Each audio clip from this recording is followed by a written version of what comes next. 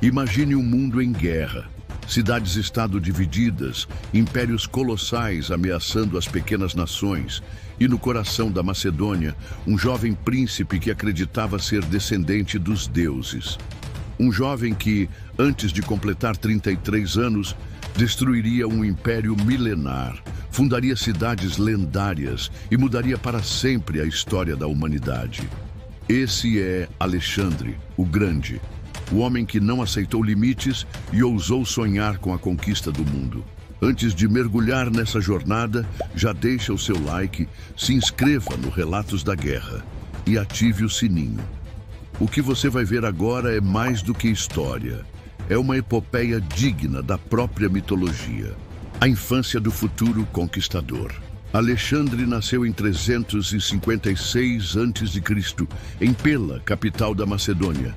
Seu pai, Filipe II, era um rei ambicioso e estrategista que havia transformado um reino considerado bárbaro numa potência militar. Sua mãe, Olimpíade, era devota de cultos místicos e acreditava que o filho tinha origem divina. Dizem que, na noite em que Alexandre foi concebido, um raio teria caído sobre o ventre de sua mãe. Para os antigos, não era coincidência. O garoto nascia marcado pelos deuses. Seu pai o treinou para ser rei, mas também um guerreiro. Desde cedo, aprendeu a montar cavalos, manejar a lança e comandar homens. E para sua educação intelectual, foi escolhido ninguém menos que Aristóteles, um dos maiores filósofos da história. Com Aristóteles, Alexandre aprendeu ciência, filosofia, medicina e literatura. Mas havia um livro que ele nunca largava, a Ilíada, de Homero. Para ele, Aquiles não era apenas um herói mitológico, mas um modelo a ser seguido. Ainda criança mostrou coragem. Um episódio famoso é o da doma de Bucéfalo, um cavalo selvagem que ninguém conseguia controlar. Com apenas 12 anos, Alexandre percebeu que o animal se assustava com a própria sombra. Virou-o para o sol, montou-o e domou-o diante de todos. Seu pai teria dito: "Meu filho, a Macedônia é pequena demais para ti. Teu destino é maior." O primeiro sangue. Naquele dia, Alexandre liderou a cavalaria e atacou a lendária tropa sagrada de Tebas, formada por 300 guerreiros de elite. O impacto foi brutal.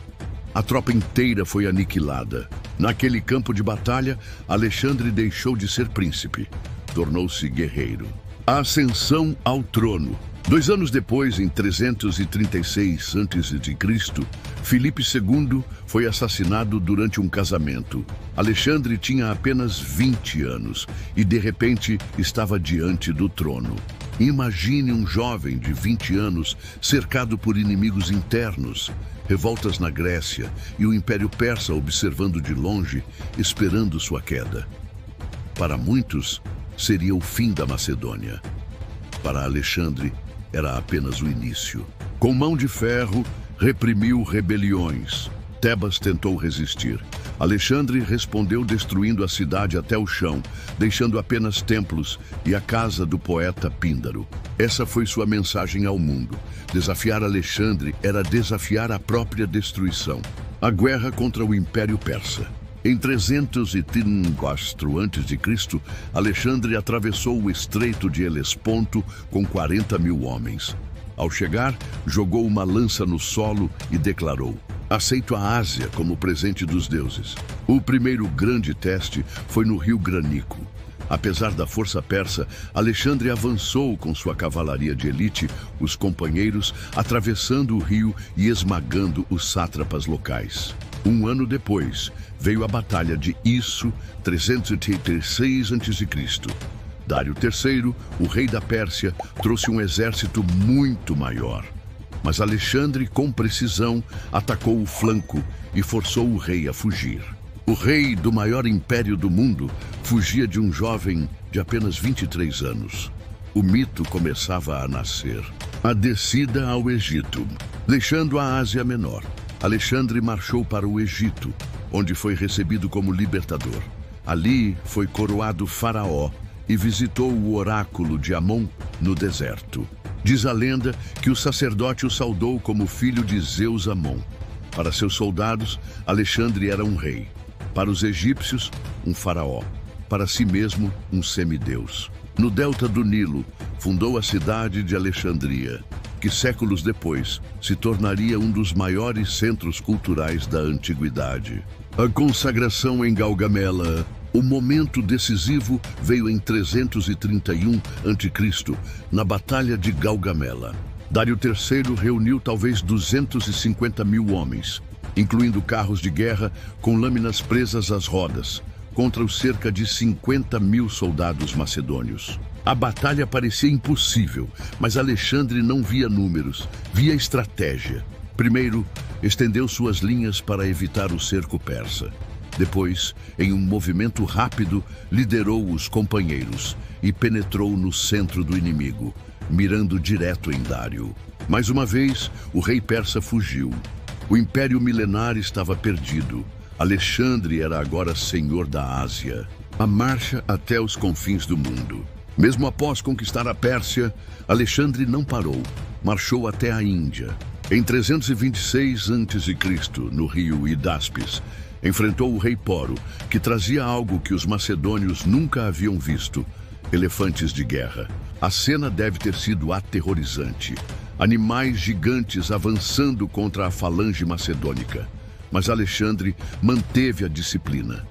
Usou flechas e lanças para isolar os elefantes e então lançou a cavalaria contra os flancos. Vitória. Admirado pela coragem de Poro, Alexandre não o matou. Pelo contrário, devolveu-lhe o trono agora como aliado.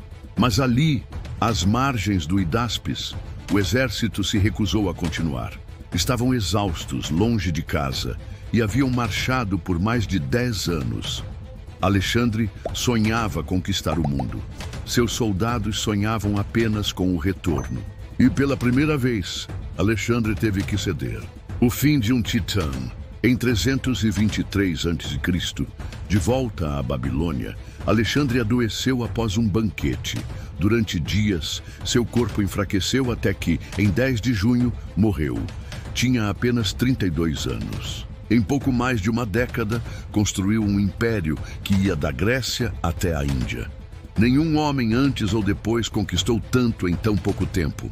Sua morte gerou caos. O império foi dividido entre seus generais, os diádocos, mas o legado de Alexandre permaneceu. O legado de Alexandre. Fundou mais de 20 cidades, incluindo Alexandria. Espalhou a cultura grega, criando a era helenística, onde Oriente e Ocidente se misturaram. Inspirou séculos de conquistadores, de César a Napoleão. Para uns, foi um herói. Para outros, um tirano ambicioso. Mas todos concordam: Alexandre foi um dos maiores gênios militares e líderes da história. Se essa história épica de Alexandre o Grande te prendeu até aqui, não esqueça, inscreva-se no Relatos da Guerra, deixe o like e compartilhe esse vídeo com quem também ama a história. E lembra, o link do livro Hitler e Stalin, Os Tiranos e a Segunda Guerra Mundial está na descrição e no comentário fixado. Garante já o seu exemplar. Este foi mais um episódio de Relatos da Guerra. Eu sou o seu narrador e nos vemos no próximo documentário. Até lá, guerreiros!